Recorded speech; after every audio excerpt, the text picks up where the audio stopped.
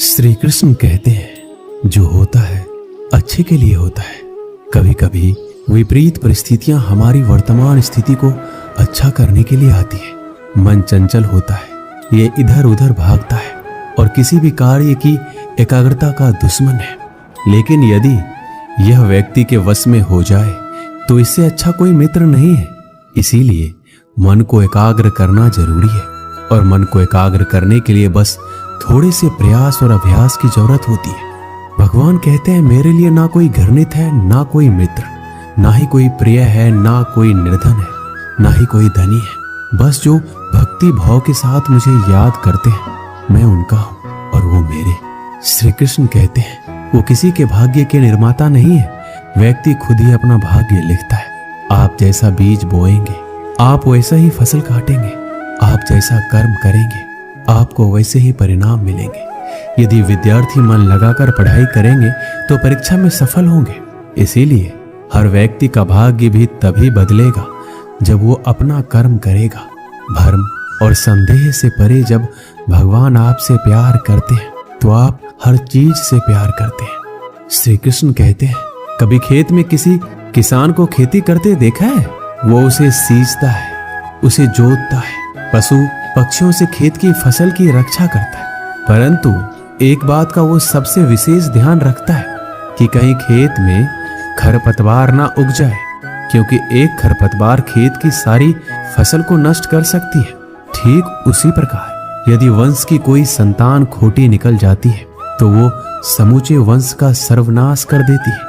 इसीलिए संतान के लालन पालन में विशेष ध्यान देना आवश्यक होता है, क्योंकि संतान वो फसल होती है जो वंश के आने वाले समय को महान बना सकती है या फिर वंश का पतन कर सकती है। श्री कृष्ण कहते हैं व्यक्ति को सदैव बुराई से बचकर रहना चाहिए। अगर कोई बुरा कर्म करता है तो वो कर्म आपको अपने जीवन में ही भोगना पड़ता है। जिस प्रकार बछड़ा झुंड में भी अपनी माँ को ढूंढ लेता है, वैसे ही कर्म का फल आपको हजारों की भीड़ में भी ढूंढ लेगा। ईश्वर कण कण में निवास करते हैं। छोटे से छोटे जीव के हृदय में ईश्वर का वास होता है। उस जीव को कष्ट का अनुभव होना ईश्वर को कष्ट का अनुभव कराता है। अर्थात किसी जीव को कष्ट देकर आप अपने ईश्वर को खुश कैसे देख सकते हैं? जो श्री कृष्ण का दास हो जाता है वो अपने आराध्य से ऐसे दिन ना दिखाने की कामना करता है। जब उसमें गुरूर आ जाए तो अपने कृष्ण का सेवक बनकर ही जीवन सफल बनाना चाहता है। जो व्यक्ति सदैव हंसता खेलता मुस्कुराता रहता हो, अगर वो अपने स्वभाव से भिन्न हो जाए अर्थात चुप गुमसुम उदास रहने लगे तो समझना उसके हृदय में एक दर्द है। उस दर्द ने उसे कमजोर बना दिया है। जिसमें व्यक्ति के पास संपूर्ण धन दौलत ऐश्वर्य वैभव सब है मगर संतुष्टि नहीं है। उस धन दौलत का कोई अर्थ नहीं है, क्योंकि वो व्यक्ति सदैव असंतुष्टि की स्थिति में रहता है।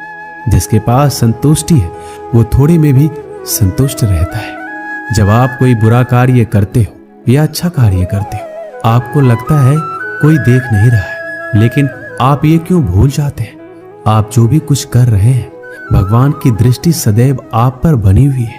इसलिए आप ये ना समझें कि आप अकेले हैं, भगवान सदैव आपके साथ होते हैं। कहते हैं मन के हारे हार है और मन की जीते जीत। अर्थात जिस प्रकार सकारात्मक विचारों से सफलता मिलती है उसी प्रकार नकारात्मक विचार असफलता के मार्ग की ओर अग्रसर करते हैं, क्योंकि जैसा हम सोचते हैं वैसा ही हम बन जाते हैं और अपने विचारों के माध्यम से ही हमें नकारात्मक और सकारात्मक परिणाम मिलते हैं। इसीलिए अपनी सोच को हमेशा सकारात्मक रखिए।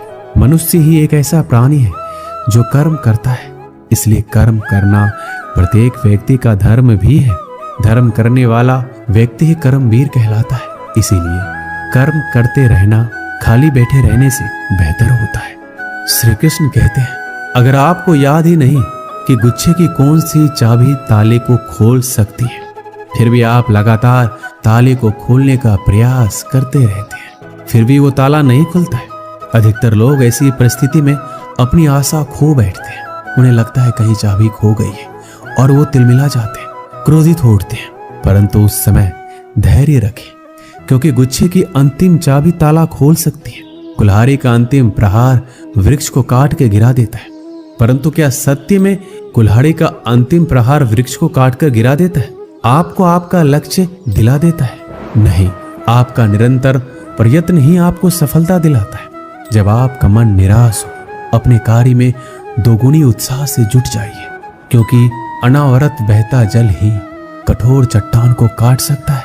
सफलता का मूल है परिश्रम, प्रयास और आशा। श्री कृष्ण कहते हैं, आपको पूरे धैर्य और भगवान पर विश्वास के साथ अपना जीवन निर्वाह करना चाहिए। लोग अक्सर सच कहने से बचते हैं या डरते हैं, पर सत्य कभी छुप नहीं सकता, ना ही कभी मिट सकता है। हम कितना भी छुपा लें, पर एक ना एक दिन सच तो उजागर हो ही जाएगा। इसलिए जो बात सच पर आधारित हो, उसे कहने या मानने से कभी नहीं डरना चाहिए। लोग अपने शरीर को सुंदर बनाने में लगे रहते हैं, पर आत्मा की सुंदरता शरीर की सुंदरता से कहीं ज्यादा महत्वपूर्ण है। शरीर तो नश्वर है, मिट्टी से बना है और मिट्टी में ही मिल जाता है, पर आत्मा अमर है। इसलिए आत्मा की सुंदरता पर ध्यान दो। आत्मा की सुंदरता स्वयं को भगवान में लीन करने में मिलती है। जो अज्ञानी व्यक्ति होता है, वो ये गलतफहमी पाल लेता है कि मैं करता हूँ, सभी कार्य मेरे द्वारा किए जा रहे हैं। ऐसे में उसमें अहंकार घर कर लेता है। परंतु इस सृष्टि में जो भी हो रहा है, सब कुछ भगवान के इच्छा से हो रहा है। अज्ञानता के कारण व्यक्ति में जब अहंकार जन्म लेता है, तो उसका पतन होना निश्चित है। श्री कृष्ण कहते हैं, मनुष्य का जीवन ऋतुओं के समान होता है। आज ग्रीष्म तो कल वर्षा, परसों शीत। तनिक संकट आया तो हम संयम खो बैठते हैं, तो तनिक ऋतु बदले तो हम अधीर हो जाते हैं। अपने आक्रोश, अपने क्रोध में हम उनसे ही संबंध बिगाड़ लेते हैं जो हमारे अपने होते हैं। क्यों ऐसा ही होता है ना? हमें लगता है कि हमारे अपने हैं, फिर से मना लेंगे, परंतु स्मरण रखिए, सदा ऐसा करना संभव नहीं होता। सागर की उछलती लहरों को तट सहता है, और यदि तट ही टूट जाए तो बाढ़ आ जाती है। हमारे संबंध दूध की भांति होते हैं। दूध तपकर उबल सकता है, परंतु यदि उसमें खटास आ जाए तो वो फट भी जाते हैं, और फटे दूध को चाहे कितना मथ लो, उसमें से मातम नहीं निकलेगा। इसलिए अपने संबंधों को संभाल कर निभाना चाहिए। श्री कृष्ण कहते हैं, जो व्यक्ति अपने अहंकार से भारी हो जाता है, जिसमें अभिमान भर जाता है, वो उस पत्थर की भांति होता है जो भारी होने के बावजूद भी नदी की धारा में डूबकर अपना अस्तित्व खो देता है। अगर किसी लक्ष्य, खुशियां, सफलता की प्राप्ति में लंबा समय लग रहा है, प्रतीक्षा की अवधि अधिक है, तो हो सकता है आपकी अपेक्षा से ज्यादा आपको मिलने वाला है। अपने कर्म पर अडिग रहिए और विश्वास रखिए उस ईश्वर पर जो आपके कर्म की परीक्षा ले रहा है। जो लोग जीवन को भूत और अतीत के भरोसे छोड़ देते हैं, उन्हें श्री कृष्ण सावधान करते हैं। जीवन का अर्थ ना भूत है ना भविष्य, जीवन केवल और केवल वर्तमान है। इसीलिए वर्तमान में अपने जीवन का आनंद उठाइए। श्री कृष्ण कहते हैं, संगति या साथ, मित्र और साथी मनुष्य के व्यक्तित्व के लिए सबसे महत्वपूर्ण होते हैं। आप कहेंगे कैसे? मनुष्य अपने व्यक्तित्व के लिए उत्तरदायी होता है, परंतु मनुष्य संगति में ना चाहते हुए भी उसका व्यक्तित्व संगत की भांति हो जाता है।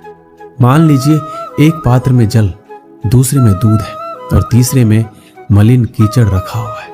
यदि इस जल को दूध में मिला दे तो ये जल दूध बन जाता है, और यदि इसी जल को हम मलिन कीचड़ में मिला दें तो ये जल कीचड़ बन जाएगा। ऐसी कोई युक्ति नहीं कि जल बिना घुले मिले दूध या कीचड़ में अपना अस्तित्व बनाए रखे या उनसे अलग रहे। और ठीक ऐसा ही मनुष्य के जीवन में भी होता है। यदि एक गुणहीन व्यक्ति गुणवानों की संगत में बैठे तो उसे लोग क्या समझेंगे? गुणवान, सम्मान का पात्र समझा जाएगा। और यदि एक गुणवान व्यक्ति गुणहीनों की संगत में जा बैठे तो उसे भी तिरस्कार मिलता है। इसलिए अपने जीवन में सदैव संगति सोच समझकर सावधानी से चुनिएगा। श्री कृष्ण कहते हैं, वो सब कुछ करो जो तुम्हें करना है, लेकिन लालच से नहीं, अहंकार से नहीं, वासना से नहीं, ईर्ष्या से नहीं, बल्कि प्रेम, करुणा और भक्ति के साथ। श्री कृष्ण कहते हैं, नरक के 3 द्वार हैं, काम, क्रोध और लोभ। जो व्यक्ति कामी प्रवृत्ति का होता है, जिसके मन में लोभ और जो अत्यधिक क्रोधी स्वभाव का होता है, उसके लिए नरक के द्वार सदैव खुले होते हैं। अर्थात ऐसे व्यक्ति को तो सिर्फ नरक में ही जगह मिलती है। मनुष्य सब कुछ चाहता है पर सब कुछ उसे नहीं मिल सकता। आपको जो नहीं मिला उसके लिए पश्चाताप मत करो, और जो आपसे खो गया, जो आपसे अलग हो गया, उसके लिए निराश भी मत हो। भगवान कहते हैं, मैं सभी प्राणियों के हृदय में स्थित आत्मा हूं। मैं ही सभी प्राणियों का आदि, मध्य और अंत हूं।